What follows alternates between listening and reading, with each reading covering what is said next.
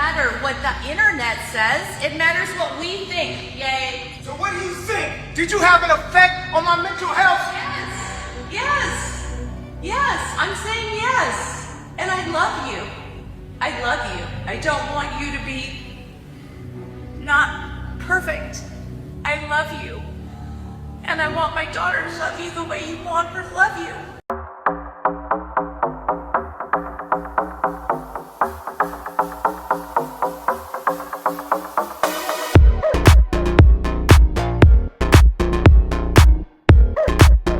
All stories alleged. For gossip and entertainment only. Let's get started. Gossipers, so you saw that clip, and it's from Kanye's new documentary film, and it's called In Whose Name. Now, I did not know that Kanye was working on a film, right? And it was released yesterday, the 19th, in theaters. So I thought this was like straight to a streaming service like Hulu or Netflix, Amazon, one of those, but no, it's in the theaters. And usually it takes about probably a week or two before some streaming company gets it. And even when they do get it, you might have to pay for it unless you're willing to wait probably 3-6 months when it's included with your subscription. I can't even speak. Sorry. Then, yeah, so I had no idea. Gossipers, did you know that a documentary was coming out with Kanye West?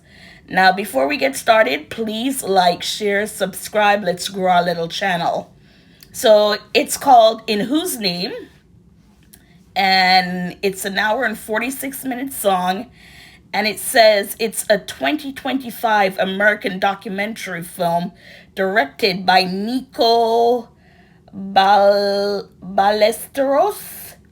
offering an intimate look at the life of Kanye West over 6 years from 2018 to 2024. So Kanye and Kim Kardashian, they got married in 2014, I think it is. And they divorced probably 5-6 years after. So yes, that's why when you saw that clip with Chris, and they're talking mental health, we see that part right there. But in order to get the entire content or context of that scene right there, you would have to watch it. But just watching that alone, you could tell they were talking about his mental health. And, Chris saying to him, we want you to get better so my daughter can love you. So it says the film is based on over 3,000 hours of footage captured by the director. Documenting Ye's brilliance, breakdown, triumphs, and turmoil, including his struggle with bipolar disorder, marriage troubles, and presidential campaign. The documentary is scheduled for a theatrical release on September 19, 2025, which we said. And the genre, it says it's a music documentary, and it's rated R, because I'm sure you're going to have a lot of, cussing. What to expect? It said unfiltered footage. The film features over 3,000 hours of never-before-seen footage, providing a raw and unfiltered look at Ye's life. Turbulent years. It covers some of the most turbulent years of Ye's life, including his marriage to Kim Kardashian, his presidential campaign, and his struggle with bipolar. Personal insight. The documentary offers a personal lens into Ye's world, capturing his contradictions, ambition, and the impact of fame and mental illness. No talking heads. The director, Nico, chose not to include talking head commentary, allowing the footage to speak for itself. So basically, we're getting the footage in real time. So there's not going to be anyone, and in this scene, we're going to see where Kanye said to, nothing like that. Or, they cutting and someone is in a chair and, they're telling what is really going on. So this is raw and unfiltered, as they say. And yes, in whose name, I see there's a trailer.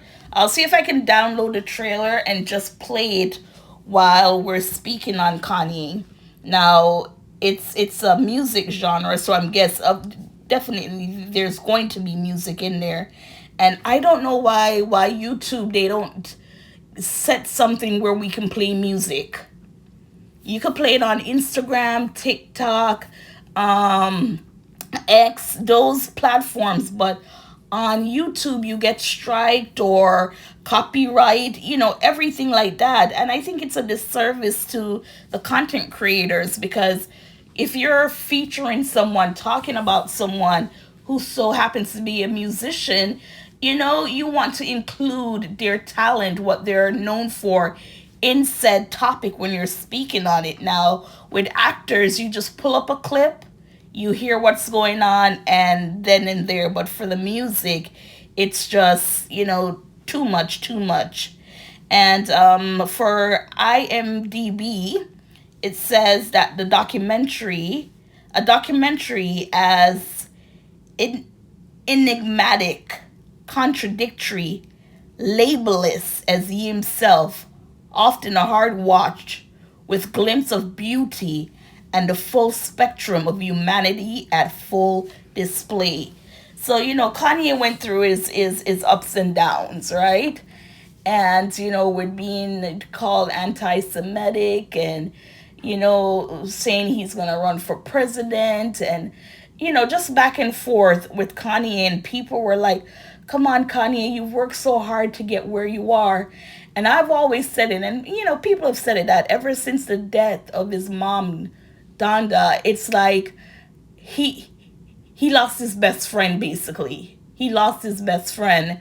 And to see that he was now diagnosed with bipolar disorder. When was he diagnosed? So he was diagnosed in 2016 after being hospitalized for a psychiatric emergency.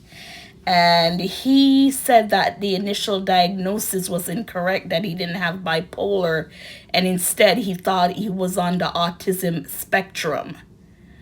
And he blames that for some of his erratic behavior in the years. But now it looks like it's officially a bipolar disorder that Kanye West has. But either way, Kanye and Kim, they have 4 beautiful kids together. You have North, then Saint, Chicago, and Psalm. And to see that this relationship, didn't work out, it's because I think they were good for each other. No matter what people say about the Kardashians and Kim, she might have come on the scene with Ray J in their tape, but guess what? She profited off it to where she's a millionaire. And people say, well, Kanye helped her with fashion, and she took all the lessons she did from Kanye to get to where she is now. And people are, they're very hard on the Kardashians. I personally don't have a problem with them. But anyways, gossipers, are you going to support Kanye to see this documentary, or are you just going to wait until it comes on a streaming platform? Let me know.